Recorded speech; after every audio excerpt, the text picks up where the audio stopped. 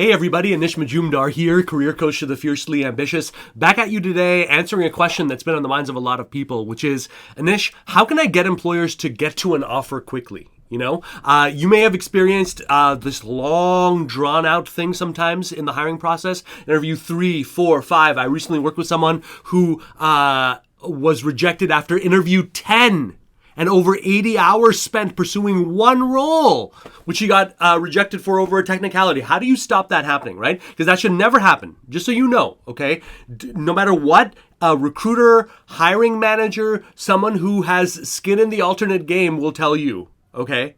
There is never, ever, ever, ever a situation where you should be exposed to that. If that's going on, something has gone drastically awry. And number one in this, okay, if you want to keep yourself safe, if you want to make sure that the discussions that you're having, the relationships that you're building, the roles that you might be pursuing right now, you want to make sure most of them move as expediently as possible. Just remember one thing. Write this down right now. You have a role to play in this. And then right after that, write in 50-50. And that's the biggest thing people make a mistake on. Look, everything in a hiring situation is a negotiation. But if one person comes in thinking, I'm a passive job seeker, here's my resume, sir, and I'm waiting there, and I'm answering questions, and I've made myself passive, I'm giving up all the power and agency I have. So I can't complain if things don't go my way. If I sent the wrong signals, especially early in the process, and I'm going to give you guys some examples. I'm going to give 3 sub-points here, okay? But they all branch from this, okay, of taking an active 50-50 role. If I go in there thinking you're going to make the rules and all I have to do is give you the best answer, be the best candidate, you've lost. You've lost. Like, you've forfeited the game before you've ever played the game. So that's mistake number 1 and the biggest one of them all, okay? You're not passive in this. 50-50. It doesn't matter that one is a company and one is an individual. That makes no difference. For the purposes of solving high-level pain quickly, it's an individual's game. It's your game. So are you playing it? I don't care if you're making mistakes. What risks are you taking? How are you pushing the line, right? And here are 3 things to think about that will help it really drill in. These are 3 of the hidden things that employers need to have and see in order to feel comfortable making an offer quickly. And they are not the things that we have been taught. Here are the big 3. Write this down, okay? If you're just watching a video and you have a secret belief inside of yourself that says, hey, I spent 20 minutes watching career videos, I've made progress without doing anything, find another video. I'm just being completely serious. If you're not going to actually put this into action, why bother? Like, read a comic book. I don't know. I don't care. But if you're here, I'm going to assume you are here because you want this change to happen. So heed me when I tell you this, okay? Number 1, okay, the 3 big traits employers really need to see here, okay? Number 1, momentum. They need to see that the train has left the station, that you're not just someone there who's saying, pick me, pick me, pick me. You're not on the bench. You're out there in the playing field, okay? You don't need the permission of an offer to be on LinkedIn 3, 5, 7 times a day, sharing posts, sharing ideas, adding value, adding experience, figuring out where the line is between your expertise and broad interests, asking questions, even setting up calls, right? You don't need the permission of that. You don't need the permission of an offer to set up your brand, your LinkedIn profile, resume, right? Through the lens of high level. This is how I'm working with business leaders to solve X. This is why this methodology is going to work and all of the rest is not, right? This is why everything in your brand is completely and utterly tailored towards what your goal is today. There's nothing old, there's nothing outdated, there's nothing there where you're saying you have to put the missing pieces together, right? And every conversation you're having shouldn't be a networking conversation, it should be a work conversation.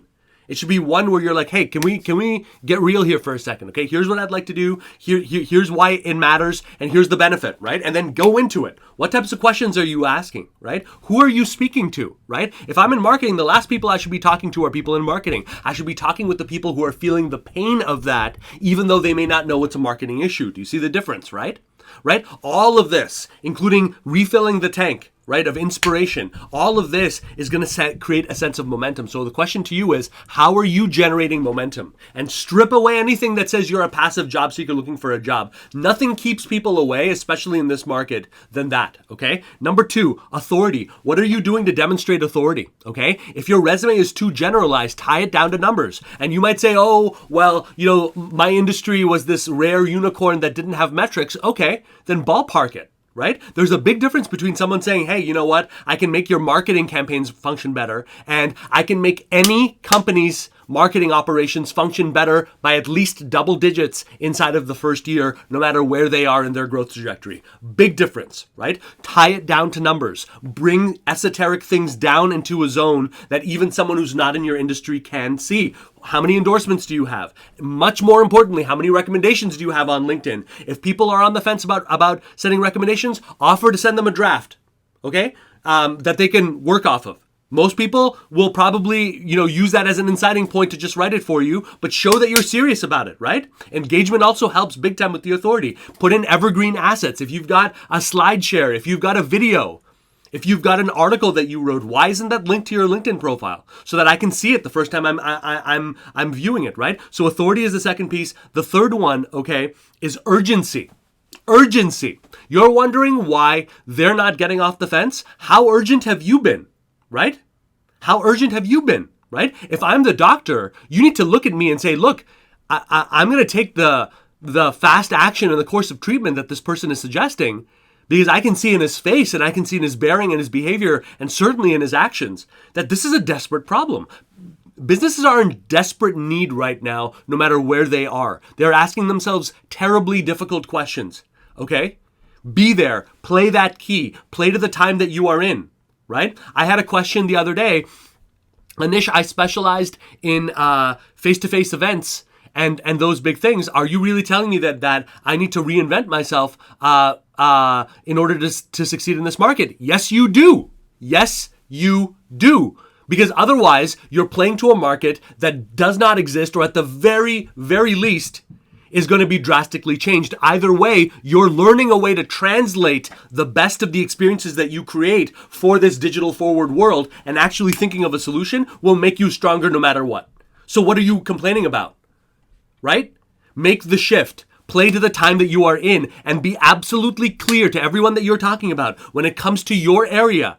Highlight the benefit, yes, but not before you highlight the risk, the pain, okay, of what is going on, okay? You're going to see, if you want to go deeper with the videos, with what I teach, my main focus is on working with people who are committed in getting them completely out of the job search trap forever, teaching them a way to generate their own career opportunities so they stand on their own 2 feet. They don't have to rely on anybody out there. No hiring managers, no recruiters, no bosses, no one. And doing it faster, with more pleasure, with more power and control every step of the way, without any of what I like to call job seeker breath. If that interests you, head on over to helloanish.com right now. Do not wait on that. I'm not here to waste your time. If you're not here to waste mine, helloanish.com is where you need to go. Among other things, you'll see links to the masterclass that I teach, which will show you the 5 shifts that I lead my masterminders through to get them out of this trap. You'll have additional videos